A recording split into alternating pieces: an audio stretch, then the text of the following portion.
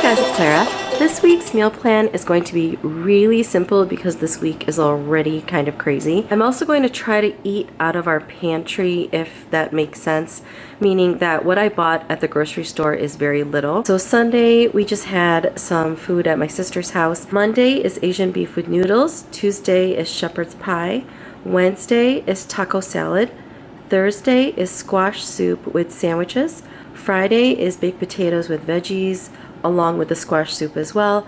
And then Saturday we'll be going out for Italian. So I had a bunch of stuff in our pantry and our refrigerator that I'm trying to get through. Monday is Asian beef with noodles, and this is way more sirloin than I'm going to need. So I'm probably gonna put half of this in the freezer for next week.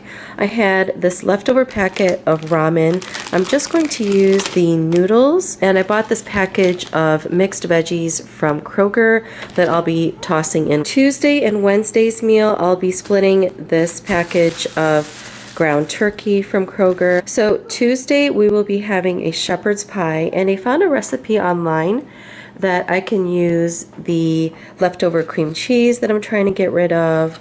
I have some shredded cheese I already had, frozen green peas, some corn. I have this jar of gravy that's already open that this recipe calls for. And I had this package of mashed potatoes that I got from the Dollar Tree, which needs to be used up. Hubby requested taco salad again, but this week it'll be a ground turkey kind.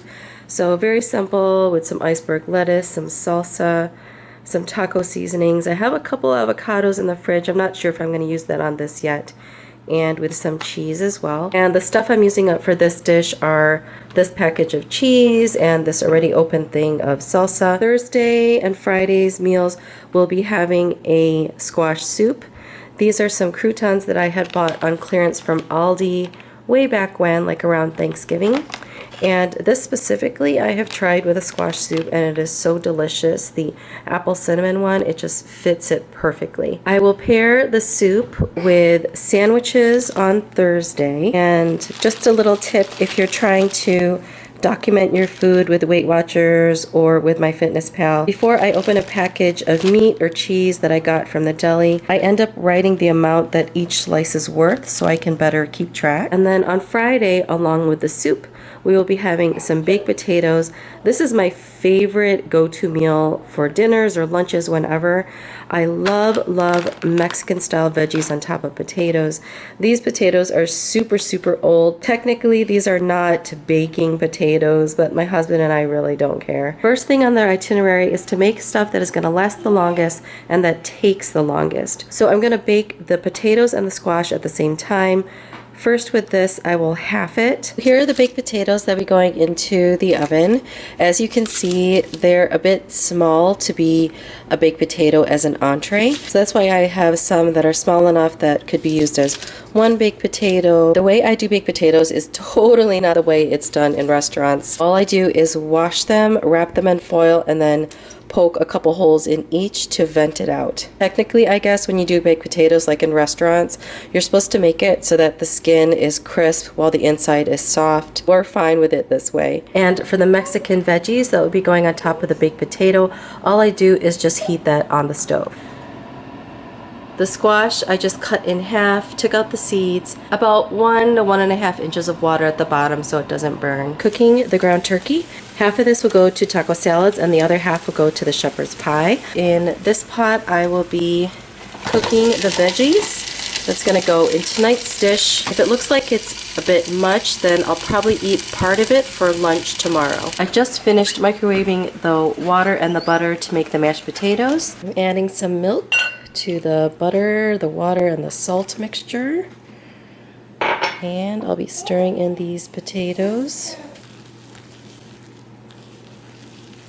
So depending on how much it ends up after adding the peas, then that'll tell me how much of the turkey to add. I think though, because there is so much potato, that I'm going to leave the corn out, which was an option anyway. To this, I'll be adding the cream cheese, which I chopped up into squishy pieces. We'll add about 1/2 cup of this shredded cheese. We're going to use the rest of that half later. And the garlic.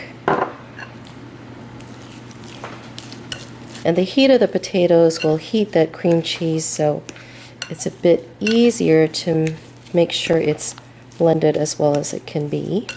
So I took about a quarter of the ground turkey out. This will be saved for taco salads. And then the rest of the meat is going towards the shepherd's pie. Adding this 12-ounce package of frozen green peas. A bit of Worcestershire sauce.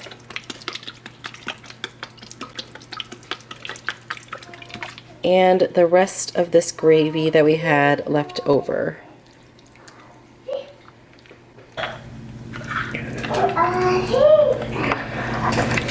And just stir that all together. Now, if you are vegetarian, you could try using Morningstar crumbles instead of the ground turkey.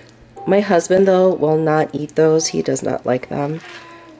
But I really like those. Those are good in spaghetti, too. And also into this, I have put onion powder, some freshly cracked black pepper. I put those in the mashed potatoes as well. And the potatoes will be going on top of this. Because it is shepherd's pie, I am pressing down a little bit on the potatoes so it has that look of the shepherd's pie where you could see the layers, kind of, sort of. It's kind of messy there, but oh well. This will be the first time that I am making shepherd's pie this way. I ordinarily don't add cream cheese or cheddar cheese. Typically we just do the mashed potatoes, the peas, and some ground beef. This is definitely a variation, and I will let you know at the end of this video what the hubby thinks. Now it says in this recipe to top the shepherd's pie with the rest of the cheddar cheese. I'm kind of hesitant to do that because we're not used to so much cheese already, and I feel like it's just not necessary. For us, what makes a shepherd's pie despite all the variations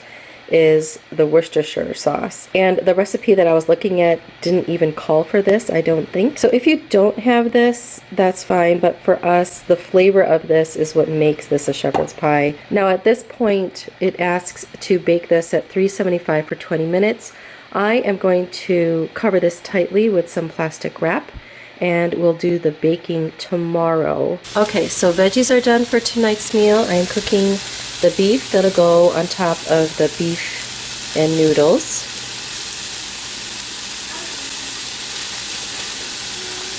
I'm also cooking that taco meat. I had to change burners because of size, so in here I am heating up the water for the ramen noodles. So Tuesday and Wednesday's meals are pretty much done. This is tomorrow's shepherd's pie that just has to be tossed in the oven tomorrow. Back there is the lettuce that will have the taco salad. Here's the meat for the taco salad. I chopped up some onion that'll go along with that. Let's go check on the squash and potatoes. Pretty good there. Okay, so the water's boiling. I'd like to break these packets up into quarters before tossing it in. We'll cook it for about 3 minutes, and I'll leave the chicken flavor packet out. Now for tonight's beef and noodle veggie dish, what you could end up doing to add more flavor is to cook the remnants that's left over in the pan down. Add a little bit of Worcestershire sauce and some water to just kind of deglaze the pan. Toss all that into the noodles. You could add some sweet chili sauce, some crushed red pepper, cracked black pepper, and some onion powder. The only thing left now is to take out the squash, peel it, and cube it. So after cooking some garlic, a half to a whole of a medium onion, then I throw the squash into the food processor and then toss that in with some salt, some pepper, and also some cayenne pepper. I have another block of cream cheese that I'm trying to get rid of. This was cream cheese that we had over New Year's. We're getting close to the expiration date here, so I have to be rid of this. And I did see a recipe that called for either cream cheese or liquid heavy creamer. So after the soup has been boiling for a little bit, then I will toss these in. Allow them to melt a little bit, but don't bring the soup back to boiling once you put the cream cheese back in.